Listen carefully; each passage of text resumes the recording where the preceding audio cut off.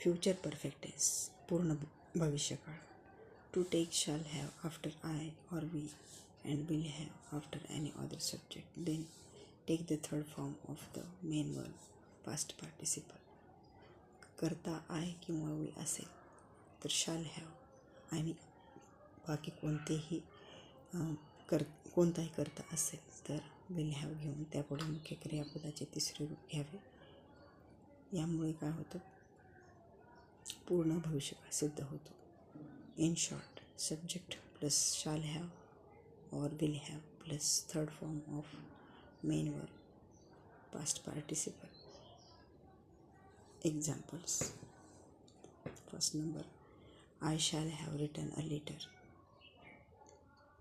मी पत्र लिहिलेले असेल. We shall have played hockey. आम्ही हॉकी खेळलेले असू. He will have written a story. त्याने गोष्ट लिहिलेली असेल. Next, yes no questions. If placed at the beginning of shall or will in the above sentences it become yes और no questions. वरील जे वाक्य आहेत या वाक्यांच्या आधी शाल किंवा विल ठेवल्यास येस नो क्वेश्चन्स बनतात. जसे की examples. Shall I have written a letter. Shall we have played hockey. Will he have written a story. याचा अर्थ काय होतो, मी पत्र लिहिलेले असेल का? आम्ही हॉकी खेळलेले असू का?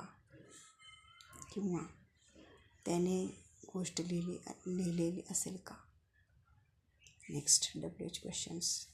While creating WH questions, no question should be preceded by when, why, etcetera questions. Example. When shall I have written a letter. Why will he have written a story.